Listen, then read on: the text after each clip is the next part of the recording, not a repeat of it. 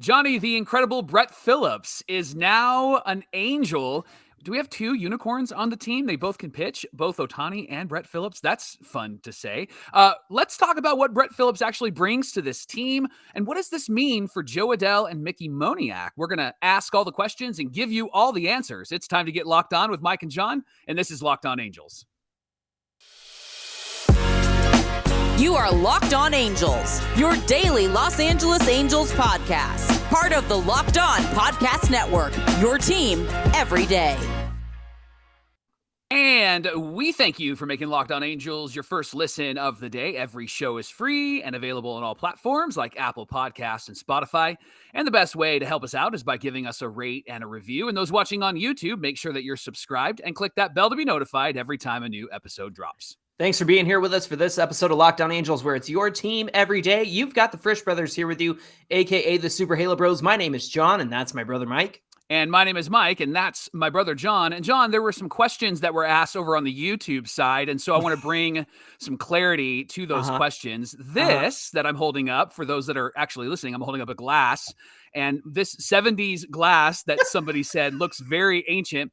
It's usually filled either with iced tea or water or a combination of both, and that's it, just so we are clear. And I'm going to take a drink right now. There you go. There you go. Hey, we're doing 3 episodes until pitchers and catchers report, so you can count on us Monday, Wednesday, and Friday. We had a great mailbag Monday this week. We're excited to share this news about Brett Phillips. We actually changed our schedule just a bit. We were going to talk about some of the Angels starting pitching that we do have, and how they compare to some of the best in the league. We're actually going to save that conversation for Friday. Now that we have the news that Brett Phillips is an Angel, Mike, how exciting is that? That's exciting. A 1-year deal, $1.2 million. And the news is that he's going to be our 4th outfielder. Perry Manassian said on Tuesday that those jobs are solidified. And so the 3 that are out there right now, Renfroe, Trout, and Ward, are going to be our starting outfielders. That's obvious.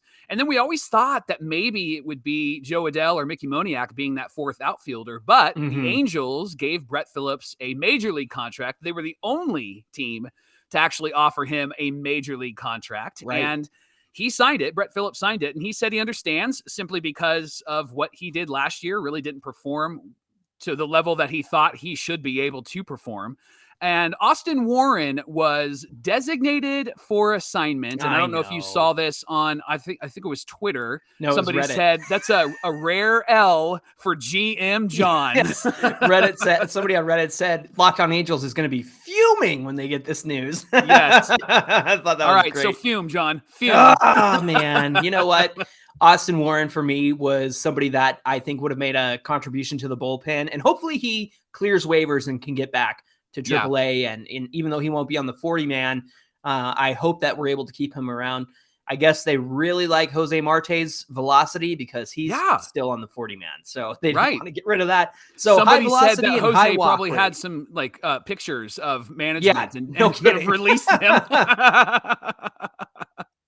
So I'm glad that we got Brett Phillips. It was, I think, a kind of a bummer to see Austin Warren actually get DFA'd. The stats for Brett Phillips are eye-popping, but not in a good way. Why don't you give us those stats, John? I think this is what was confusing and concerning to a lot of fans who might not know who Brett Phillips is. And just by first glance, here's what you get with Brett Phillips in 2022, his previous season.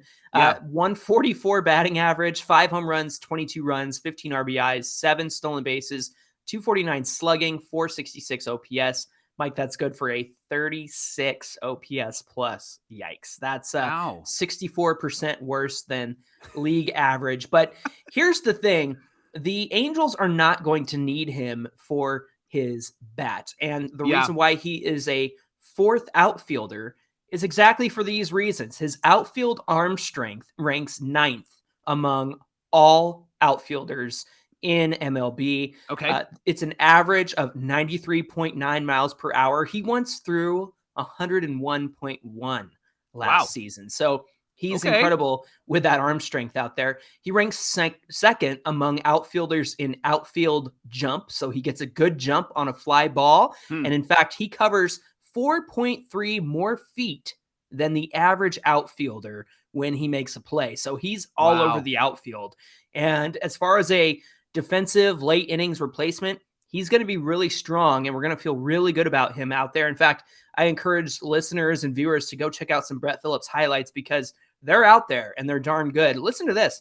He ranked 7th among outfielders in outs above average with 11. That's ahead of Stephen Kwan, Cedric Mullins, Rookie of the Year, Julio Rodriguez, Byron Buxton, and even Harrison Bader. Those are some good names. Those are some good names for Phillips to outrank in terms of outs above average. So he's going to be a great defensive replacement and somebody that makes sense as a 4th outfielder. So those are his defensive numbers. And again, we know that the Angels probably aren't expecting his bat to make an impact, but there's some hope here. In fact, get into some of the stats that he has on the hitting side. Yeah, he's got a career .403 slugging percentage and a career .695 OPS against righties as a lefty. Mm-hmm. And that's a good starting point. He has been working with Trent Woodward this offseason. This is like the same that guy that helped Taylor Ward find Mm-hmm. his swing and revamp his swing. And on an introductory call with the media, he said hitting has been lacking behind, and I'm the only one to blame for that. So somebody that owns the problem and is working on the problem is somebody you want on your team. He said, I've never had a sense of understanding of what a swing should feel like or look like on a consistent basis. And he said, Angel fans and the front office are going to have expectations of performance. And with the discipline and routine that I have today, I can honestly say that I'm ready for those expectations. Let's go, Brett. Here's why you like Brett Phillips, right? Yeah. I mean, he understands who he is and he understands who he is not. And he knows that he has some work to do. And I think that maybe this is why Perry signed him, because of the conversations that they had. Sure, it would have been easy to give him a minor league deal, but quite honestly, giving him a major league deal does allow our defense to be better in the outfield. And if you do have to give a day off to one of those guys, maybe Mike Trout, you know that you're not going to falter in the outfield and fall apart defensively. It would be the offense that we would really be concerned about, but we have such a strong lineup, ideally, with all of the healthy players coming back, that this seems like a really great move. So, Johnny, I'm going to fall into the category of, I kind of like this move. Where do you land? I really like this move. And there's a Twitter follow I follow in the Angelverse of Twitter. And it's, I believe it's at Bolts and Halos. She calls herself Mama Ruffin. She's a great Angel fan. And she tweeted something that made me think, oh, that's a really good point. And she said, you know what? The Reds were the only ones to offer Brandon Drury a major league contract when everybody else offered him a minor league contract. That's a really good point. So perhaps the Angels will be they'll be given a blessing in disguise here, in the sense that hey, they went out and they bet on Brett. Hey, there you go. Let's bet on Brett this season. Bet on Brett. There we go. I love it. Hashtag that. There you go. And so it's very exciting to have him on this team. Again, I'm really impressed with the defense. Mike, working with Trent Woodward, who helped fix Taylor Ward's swing. Oh, man, that tells me that we might get a Brett Phillips we maybe haven't seen since the start of his career. Yeah. Or perhaps a new Brett Phillips that is going to be really exciting to watch this season. Yeah, I think that what I liked about when he's in his quote as he was being interviewed is he said, I've never actually thought this is how a swing is supposed to feel. Isn't and that what crazy? It's supposed to be like consistently, right? Yeah. That is crazy, right? I think there are just some players that go up there and just swing away. Everybody's Vlad Guerrero, right? And now what we're learning is that the path of the ball and all of that stuff, it matters. And so to have a Brett Phillips thinking differently at the plate and being comfortable and consistent at the plate could really be a benefit to this team coming off the bench. Yeah, I agree. And I really appreciate the fact that he has owned up to the lack of results over last season. And he's really set on making an impact in 2023. And now that Brett Phillips is here, coming up, we're going to talk about what does this mean for Joe Adell and Mickey Moniak? Where are they going to end up in 2023 now that fourth outfielder spot has been solidified. We'll talk about that coming up. Today's show is brought to you by Bet Online. BetOnline.net is your number one source for sports betting info, stats, news, and analysis. Get the latest odds and trends for every professional and amateur league out there, from pro football to the basketball season. They've got you covered at BetOnline.net. And if you love sports podcasts, you can even find those at BetOnline as well. They're the fastest and easiest way to get your betting info. You can head to their website today or use your mobile device to learn more. BetOnline, where the game starts. Thanks for making Locked On Angels your first listen today. And for your second listen, check out Locked On MLB Prospects. Host Lindsey Crosby is a prospect encyclopedia, a connoisseur, if you will. And every time Mike and I have a question about maybe the Halo system or another team's minor league system, we go to Lindsey, just like we go to Jared whenever Jared Walsh hits a home run. Just go to Lindsey. He'll help you out. Check out Locked On MLB Prospects. It's available wherever you get your podcasts and on YouTube. The Angels signed a fourth outfielder, Brett Phillips, and we were under the impression that Joe Adell or Mickey Moniak was going to be that fourth outfielder. Now, Brett, who is on the major league roster, is going to be that guy. So, Johnny, it begs the question, what's going to happen to Mickey Moniak and what's going to happen to Joe Adell? Where do they start the season? Are they in the minors? Are they in the majors? Are they just going to be depth? What does this mean for these two guys? Our friend Andrew from Angels Top Plays tweeted out something during the announcement that Brett Phillips was signed. And he made a really excellent point that Perry Minasian's approach to this offseason has been, we're not going to go with unproven guys. We are going to get major league ready talent because that's what was missing from this team last season. And so at the very least, you know that Brett Phillips can play the outfield for you. And with Joe Adell and Mickey Moniak, you're not betting on them to figure it out at the major league level. I think the biggest concern, Mike, going into 2023 was, okay, is it either going to be Joe Adell or Mickey Moniak as the fourth outfielder? But then the problem there is fourth outfielders don't play every day. And these two guys need to play every single day. They need the at-bats. They need the reps in the outfield. Joe Adell needs to figure out how to lower that strikeout rate. Yep. Mickey Moniak needs healthy playing time. He's had his share of accidents. They weren't really injuries that were his fault. He was just getting hit in the hand with the baseball while he's at the plate. That happened a couple times last season. And we all felt bad for the guy when he got taken out of his last game last season. And Mike, these guys need everyday games. They need everyday reps, and they need to iron out any issues down in AAA. It doesn't mean that they're bad. It just means that they deserve more playing time, something that they're not going to get as a fourth outfielder with the major league club, at least right now.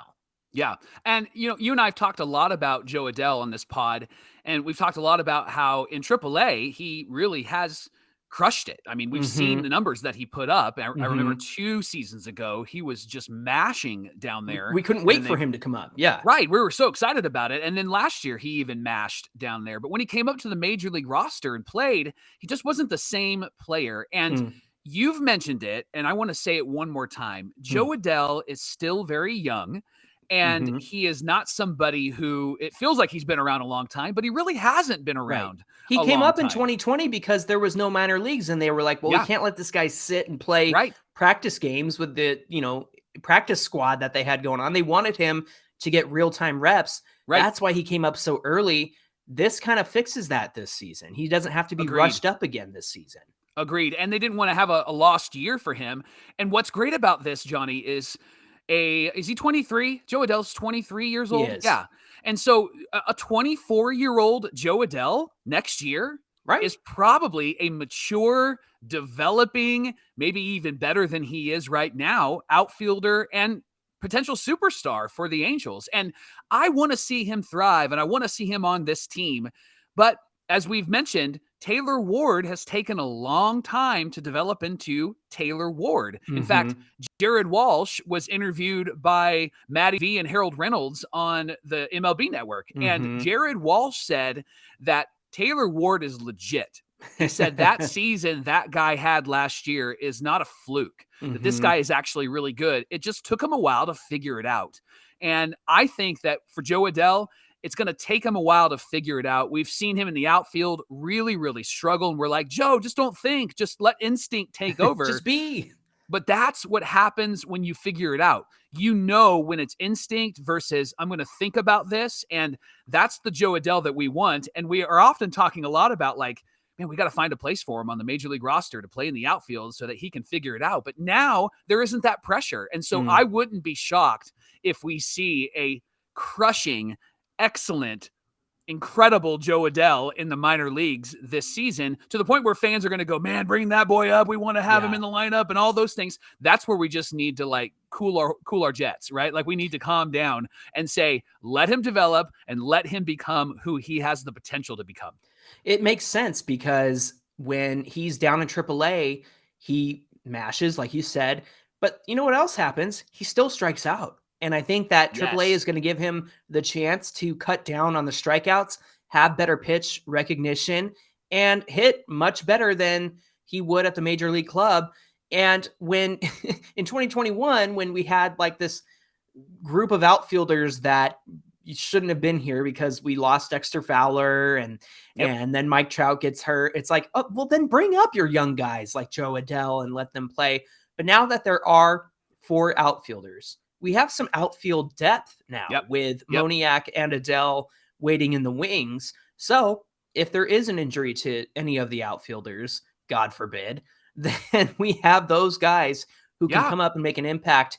Let them have stud seasons, build their confidence up, and let them come up to the majors after they've had some time in AAA to get things right, to figure things out. They have, again, everyday reps, everyday at bats, everyday games in the outfield. These guys need it. We want to see it. And then we want to see them come up and be fully prepared to play at the major league level. So with Brett Phillips on this team as the 4th outfielder and Jo Adell and Mickey Moniak likely starting in AAA, that feels good, as we've mentioned. However, John, there is a bit of a caveat to this, a twist to this. And that is, could they possibly be traded? And we mentioned this on Monday, on Mailbag Monday, that the Marlins have indicated that they want to trade one of their 4 starting pitchers. And they've actually really indicated that, not just by saying it out loud, but they signed Johnny Cueto to a 1-year, $8.5 million contract. And he's got a club option for 2024, which on the Marlins side, I think that's a brilliant move. I think he's perfect for the Marlins. He's an ace potential for them and could really solidify that rotation. But John, this opens up the opportunity for the Halos to maybe make a move. And we have a friend on Locked On Marlins that actually said that the Marlins are looking for an outfielder, Johnny. Yeah, Peter Pratt, who hosts a Locked On Marlins from the UK, by the way. It's great listening to someone with a British accent talk about American baseball. It's my favorite thing. So check out Locked On Marlins. Peter does a great job over there. He mentioned that the Marlins are in need of an outfield bat. He brought up Brian Reynolds as a possible trade candidate. He even brought up Ramon Laureano, which I was like, that makes a lot of sense, especially for where the A's are right now. They don't necessarily need Laureano. Plus, get him out of our dang division and league so he can't hurt us anymore, please. Right. Earlier this week, though, Peter brought up Jo Adell as a potential piece of a trade. Now, caveat to that, he called him a buy low candidate. And I went, clutch my pearls, bite your tongue, Peter. But I mean, he's in the UK. He doesn't know. He doesn't know. And that's the thing. He was looking at Joe's minor league numbers and was like, what the heck? This guy can mash. Yeah. And so I think that that's where that's coming from, because at the major league club, he just hasn't put it together in the same way that he has in the minors. So knowing what we know about Joe, and knowing that there might be an interest on the Marlins side, I know Peter's the host of Locked On Marlins. He's not part of the team, but as a host, I'm sure he's got great insight into what they need and who they would like. And I think Jo Adell makes sense. And here's the other thing, Mike. He also mentioned that after 2023, when Miguel Rojas is an undrafted or not undrafted, unrestricted free agent, they're going to need a shortstop in Miami. And so there might be a package where Joe Adell and some sort of shortstop could get us somebody, one of those 4 starters that the Marlins have made available. Why don't we go through some of the minor league shortstops that could potentially be part of a trade with the Marlins? Yeah. John, when you watch a movie and you see an actor in the movie and you're like, who is that actor? And then you find out who the actor is. And then suddenly every movie you watch, he's in that movie or she's in that movie. That's what Denzer Guzman feels like to me, because when we first talked about him, I was like, ooh, I got to look up this guy because I had not heard his name. Right. And then since we've talked about him, probably 2 months ago, every week his name comes up. Somebody's talking about him and they're really high on him. He's 18 years old and he's estimated to arrive in the major leagues in 2025. And then there's another name in the minor leagues, Jeremiah Jackson. I'm actually familiar with him. He's estimated to arrive a year earlier, 2024. So is Errol Vera. And that's another name that's really held high in the Angels organization. And they're estimating he'll be here next season as well. Somebody you've talked about a lot is Kyron Paris. We actually had a friend that went and watched him play, and he's put together a pretty good career in the minor leagues and has put a really good season together last season. Yeah, you know what? He's estimated to arrive in 2024, and don't get me wrong, he had 14 games with the Trash Pandas at AA, and he was decent in rookie ball and single A. But Mike, then he goes to AA and does this: 359 average, a 510 on base percentage, 641 slugging, and get this, a 1.151 OPS. That's 14 games with the Trash Pandas. But remember, they went to the playoffs in AA, and they felt like Kyron was good enough to be part of this team and help them get there. And that's what he does in 14 games. So I went, okay, maybe that's some incentive for a team to want Kyron Paris. And then, Mike, we got to talk about it. What about Livan Soto as part of the deal? He played really well last season, right? And the few games he played in the major leagues, he looked fantastic. So I took the liberty of popping a couple of these names into the trade simulator just to see what would happen. Like if we did Joe Adell plus one of these guys, Denzer Guzman actually has the highest rating. So if we traded Joe Adell and Denzer Guzman, Johnny, we, according to the trade simulator, we could get an Edward Cabrera and have him on our team. Why don't you share his stats with us? Mike, I think of the pitchers that are available, Edward Cabrera is my favorite, not only because he's a right-hander, but because there's some years there. He really made a great impression last season. Again, we went over this on Monday during Mailbag, but let me refresh everybody. A 2.1 WAR, 6-4 last season, 3.01 ERA. He had 14 games, 71.2 innings pitched, 75 Ks, and I love this, a 1.074 whip. That's walks and hits per innings pitched. That's good. Basically, one person gets on base per inning that he's pitched.